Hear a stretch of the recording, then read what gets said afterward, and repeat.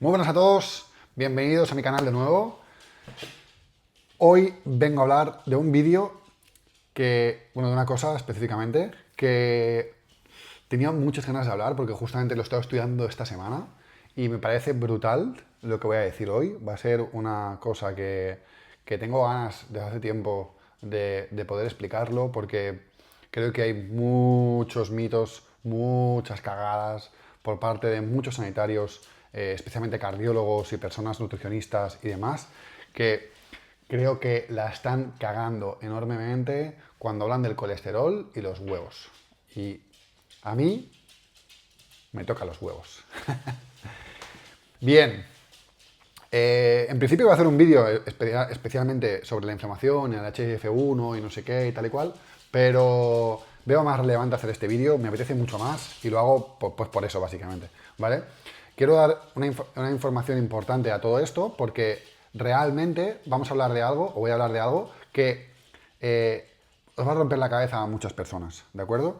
Eh, Primero, para poder entender qué pasa con el colesterol, necesitamos saber qué es lo malo, mejor dicho, que si queremos saber realmente qué es lo malo del colesterol, necesitamos saber qué está sucediendo, ¿de acuerdo? Y el problema aparentemente parece ser que la gente no sabe, ni siquiera los profesionales médicos saben realmente qué es lo que se produce antes de hacer la placa de ateroma, ¿de acuerdo? Entonces, estamos poniendo en un lugar a los huevos, en este caso los huevos de gallina, los estamos poniendo en un lugar como si fueran los malos de la peli y en ningún caso son los malos de la peli, sino que justamente todo lo contrario, son unos alimentos que nos van a ayudar a regular en muchas cosas la inflamación, nos van a ayudar a regular en muchas cosas la salud, porque tienen muchas vitaminas, tienen grasas de calidad, tienen proteínas de calidad. Entonces dices, coño, si eso en principio es de calidad y es bueno, ¿por qué coño me dicen que no puedo comer más de 4 huevos a la semana o más de 3 huevos a la semana? Porque quizás me sube el colesterol. Bien, lo primero que debemos saber es que lo que vemos en la analítica no es el colesterol, ¿de acuerdo? Lo que vemos en la analítica son lipoproteínas, es decir, proteínas transportadoras de lípidos. ¿Sí? Transportadoras de lípidos. El colesterol es un lípido, sí, es una grasa, pero hay más cosas aparte del colesterol, hay otros tipos de grasas aparte del colesterol. Y evidentemente hay grasas que son buenas, hay grasas que son malas, pero aquí nos vamos a centrar sobre todo en estas lipoproteínas. Por tanto, no podemos decir que el colesterol es malo si realmente lo que sale en la analítica, que es un factor de riesgo, son las lipoproteínas. Pero dejando de lado eso, porque ahí no hay tanto problema en ese aspecto, sino que lo que vamos a hablar es de cómo se produce realmente la placa de ateroma, ¿vale? Porque la gente habla mucho de, no, es que el colesterol se te acumula en la sangre, se te acumula en las venas, no sé qué, y con eso se genera la placa de ateroma, tal. No, no es realmente así. Y ahora os voy a explicar cómo se produce. Bien, en todas las células vasculares, en todas las células del endotelio vascular, del tejido vascular, ah, que se llaman células endoteliales vasculares, en estas células tenemos una membrana o una membrana protectora que se llama glicocálix endotelial, ¿vale? Este glicocálix endotelial es una estructura molecular que está formada por proteoglicanos, es decir, diferentes células que conforman una capa firme, una capa hidratada, una capa con diferentes sustratos, ya sean antioxidantes, agua, colágeno y demás, que están generando una membrana, ¿de acuerdo? Esta membrana, aparte de estos proteoglicanos, está formada de diferentes tipos de antioxidantes, está formada por agua y está formada por diferentes tipos de grasas, entre las que está el colesterol.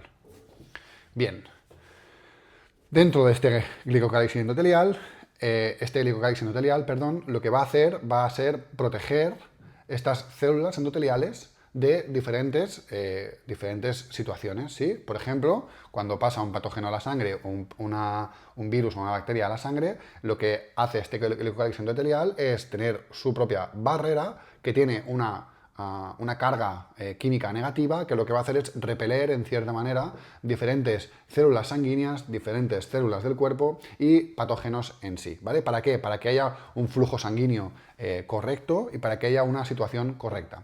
Cuando el flujo sanguíneo es correcto, este glicocálix genera diferentes tipos de situaciones en las que mejoran la capacidad vascular. Por ejemplo, generan óxido nítrico, que es un vasodilatador y por tanto nos reduce esa tensión arterial, mejora los antioxidantes a nivel interno, a nivel, pues, por ejemplo, ácido hialurónico, a nivel de otros antioxidantes, y eso hace que todas estas células endoteliales, estas células de la pared vascular, estén en un estado positivo, en un estado bueno, en un estado guay, ¿vale?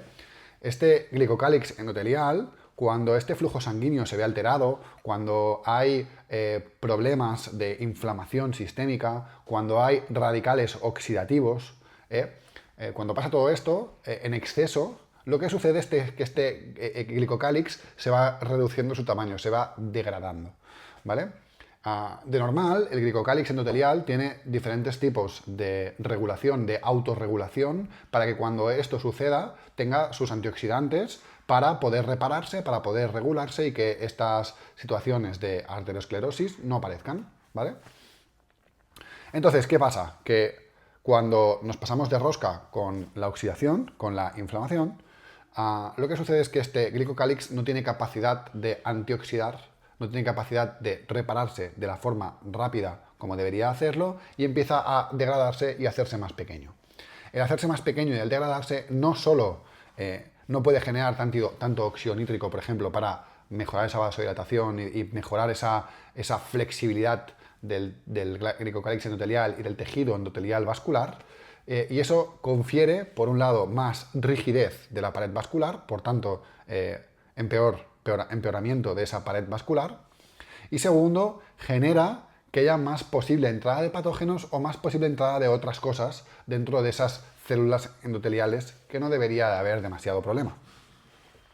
Cuando este glicocálix llega a un momento que ya no puede más, lo que sucede es que todas las células, todas las lipoproteínas, en este caso, que llevan colesterol y otras grasas a diferentes capilares y a diferentes células, lo que sucede es que entran en demasiada medida. Entran, cuando deberían entrar de poco a poco, lo que sucede es que entran demasiado. Y al entrar demasiado, lo que sucede es que acumulan demasiada grasa en esa zona.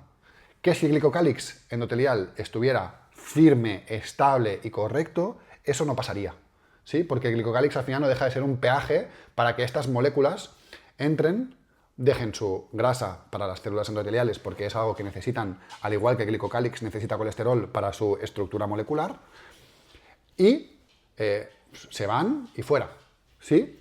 Pero dejan entrar una pequeña parte para poder generar procesos de regulación celular como haría cualquier célula con la grasa que nosotros utilizamos.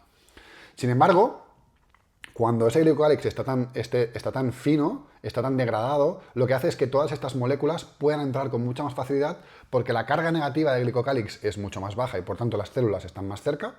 Y segundo, porque no hay ese peaje tan bestia para que esas moléculas de grasa puedan entrar. Entonces lo que sucede es que como hay demasiada cantidad de grasa y además hay células inmunes infiltradas en el tejido endotelial, porque en una inflamación de bajo grado o inflamaciones sistémicas crónicas hay esta infiltración de moléculas inmunes en el tejido endotelial, lo que sucede es que estos macrófagos atacan a estas moléculas de grasa para destruirlas y generan las células espumosas, que se llaman. Estas células espumosas son los precursores de la placa de ateroma o estos trombos, o sea, esta placa de ateroma que cuando se desprende es un trombo, ¿sí? Así es como se produce la placa de ateroma. Entonces, se le está dando demasiada importancia a la fase final de la acumulación de grasa en las arterias y no se le está dando tanta importancia a esa inflamación precursora que es el problema principal para que esta grasa se acumule, porque nosotros, el colesterol, lo necesitamos para una gran cantidad de hormonas.